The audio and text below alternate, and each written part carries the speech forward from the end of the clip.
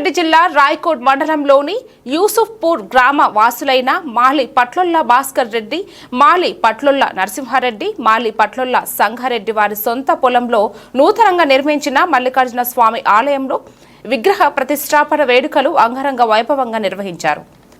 ఈ వేడుకలకు బీచ్ కుందకు ఆశ్రమానికి చెందిన సోమలింగ శివాచార్య స్వామి, ధనసిరి ఆశ్రమ వీరేశ్వర శివాచార్య స్వామీజీ, సద్గురు బండయ్యప్ప స్వామీలు ముఖ్య అతిథులుగా హాజరయ్యారు. కుటుంబ సభ్యులు, భక్తులు, గ్రామస్తుల నడుమ పండితుల వేద మంత్రాలతో భ్రమరాంబ సమేత మల్లికార్జున స్వామి, నంది, గణపతి, సుబ్రహ్మణ్య స్వామి విగ్రహాలతో పాటు ధ్వజస్తంభం, శిఖరాన్ని ప్రతిష్ఠించారు.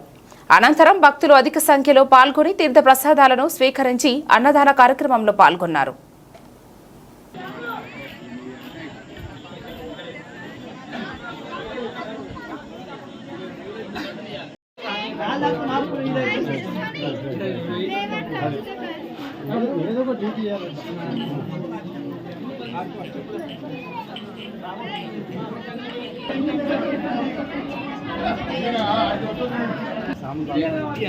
ఇప్పుడేం వీడియో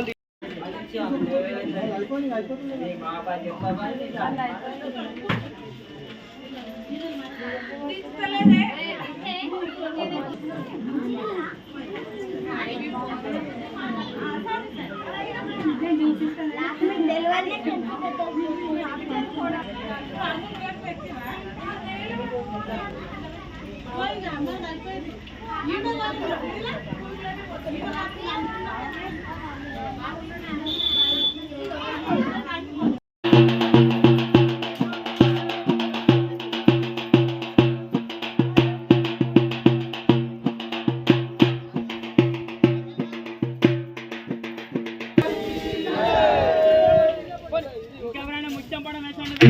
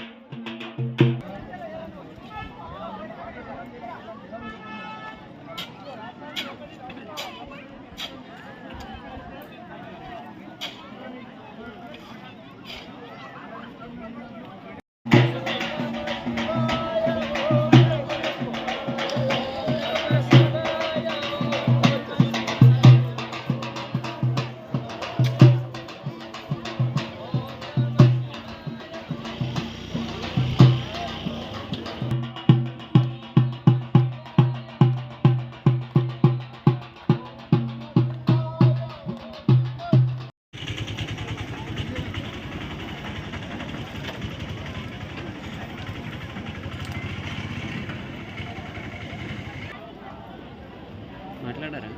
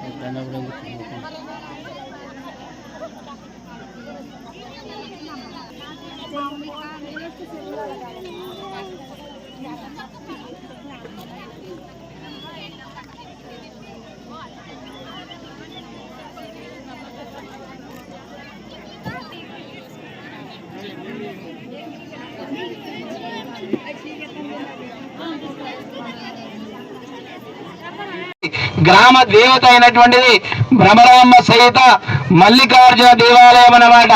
ఇటువంటి దేవాలయంలో మనం ఈ రోజు మరి చేస్తున్నామంటే 3 రోజుల కార్యక్రమం, 3 రోజులే మనం అందరం కూడా పోతాం కాబట్టి 3 రోజుల నుంచి ఇక్కడ అన్నదానం నడుస్తుంది, పూజ నడుస్తుంది, హోమం నడుస్తుంది. మీరందరూ కూడా మరి గ్రామంలో ఉన్నటువంటి ఆడపడుచులందరూ కూడా కొంతమంది ఇక్కడికి వచ్చిండ్రు, కొంతమంది ఆడనే ఉన్నారన్నమాట, ఇంట్లోనే ఉన్నారు. తర్వాత ప్రసాదానికి పోదామంటారు, కొంతమంది రేపు 3 రోజులు ఇప్పుడేం పోదాం, అప్పగారు వచ్చినాడు కొంతమంది పోదాం అనేటువంటి కొంతమంది ఉంటారు. అందరికీ దొరకాలంటే దొరకదన్నమాట. ఏమైనా పుణ్యం ఉంటేనే మీరందరూ ఇప్పుడు ముంగట వచ్చి కూర్చున్నారు. ఎందుకు కూర్చున్నారు మీరు ఇక్కడ?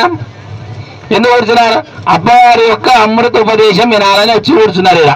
కొంతమంది ఏం చేశారు, అక్కడనే ఉన్నారు, మీరు దగ్గర ఉన్నారు. కొంతమంది మైకులు ఉందాం, లేదంటే ఇంకా దూరంలో ఉందాం, ఆడ హోటల్లో గప్పాలు కొట్టుతూ ఉంటారు.